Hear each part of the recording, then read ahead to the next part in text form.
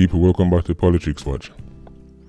Now, for those of you who are not aware, this coming Saturday, the 22nd of June, there will be an election to decide who will represent Central Kingston for the PNP. Now, the 5 people who are contesting are Raymond Price, Paul Buchanan, Imani Duncan Price, and that's Price with the I, and Donald Jackson. Now, the closer the election appears, is the more scandal we're seeing. Now, it turns out one of the candidates, Mrs. Imani Duncan Price, well, actually, I don't know if she's married. I'm assuming she's married because I see the double barrel last name. She's now being accused of trying to buy votes. Now, why would somebody accuse her of this? Well, it turns out they caught her handing out flyers, and inside these flyers were application forms for small business loans. Now, the person who exposed this, someone by the name of Jennifer Housen or Hussein, I don't know how to pronounce that, but this is what she said in her post, and I'm going to read it in my best uptown voice because clearly she wanted to make it clear that she's super educated, so I'm going to read it in her voice. Today I was in Central Kingston with Comrade Raymond Price when I experienced something very disturbing. Some young women from the community approached us with some Imani Duncan Price bifold campaign flyers. Very nice they were too. However, inside were forms for small business loans. The women started explaining that they had received these from Comrade Imani Duncan Price's team, who we could see some distance away, with application deadlines for this Friday. Surprisingly, coincidentally, the day before the by-election. What I found disturbing was the apparent suspect nature of the forms. As a lawyer, I am all for simplicity, but these forms carried no interest rates, no small prints as to the legal nature of contracting for a loan, the repayment period, the guidelines, or any of the obvious attendant requirements for contracts, and more so, a contract borrowing money. Its timing and haste appeared questionable, and whilst I applaud Comrade Imani for recognizing the need for liberal financing to those who might otherwise be at a disadvantage in securing a loan from traditional institutions, there is a distinct unsavory nature to these purported loans from a purported fund. We must simply ensure that election races do not result in candidates sailing dangerously close to the wind. Apparently free money as an enticement is to be abhorred. Is this where we are heading as a country? To lend money to encourage voter turnout? This must be addressed by the General Secretary. Okay, first of all, Jennifer Housen, we get it, you went to school. Okay? I mean, apparently free money as an enticement is to be abhorred. I mean, you're using the word apparently with a context there, but anyway, whatever. Now, the person who wrote this is clearly a young bud. And as them say, young bud no storm. What you mean by, is this where we're heading as a country? As if vote buying is new. I'm to the rookie here, man. This is what when people go for UWI and learn 2 things and come back and think them ready for the world, you know. What you mean? Is this where we're heading as a country? To lend money to encourage voter turnout?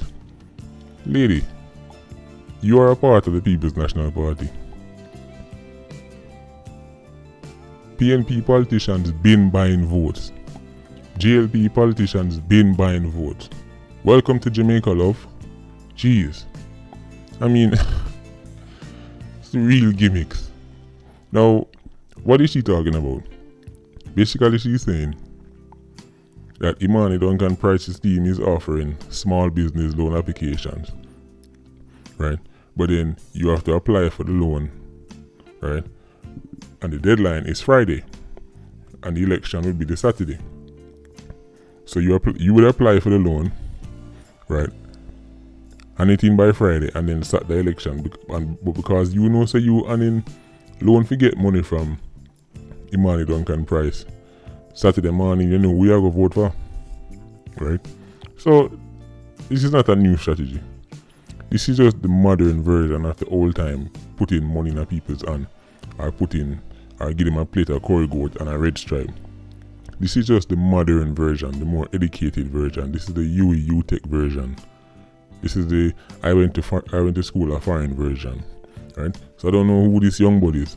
I come to talk about is this where we're heading as a country with our one bag of big word them. Now, Imani Duncan Price. We have to emphasize the fact that this is alleged, right? But Imani Duncan Price, what are you doing? Huh? Come on, what you think? You think you literally left a paper trail? You literally left a paper trail where you thought you weren't going to be found out? Huh? 2019, I'm still try to trick poor people. 2019, you know. Right? And what's the worst thing, what's the most annoying thing about these type of by-elections, especially when people within the same party are competing against each other? When they call out each other, you know, and they try to appear that, see, I'm standing up for good. At the end of the day, it still reflects bad on your party, because that's somebody who your party chose, or that person can potentially be an MP in your party. So all 5 of these candidates, when they make each other look bad, in the end it only reflects badly on the PNP, because you are the 5 people who are representing, right?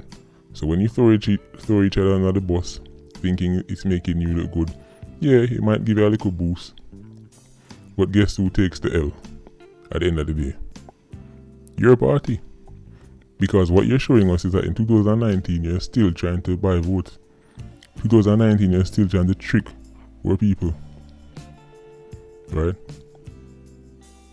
And I'm not surprised.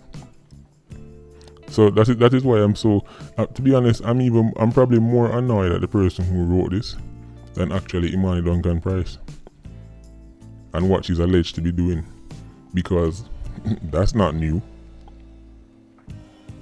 It's the person who wrote the thing, Jennifer Houston, trying to paint the picture that this is a isolated incident,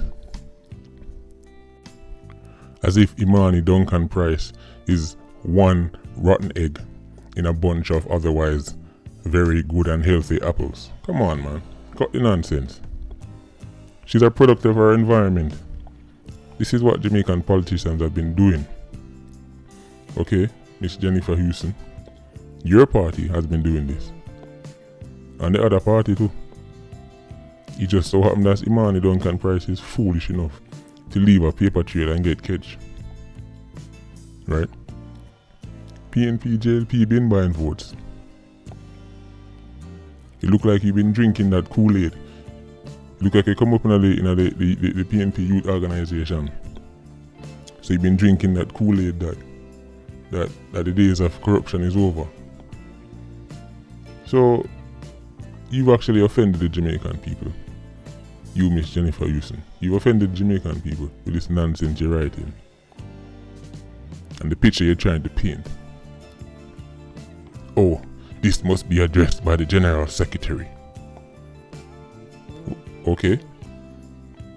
General Secretary probably laugh when he hear this. General Secretary laugh like, ha, she learned from the best.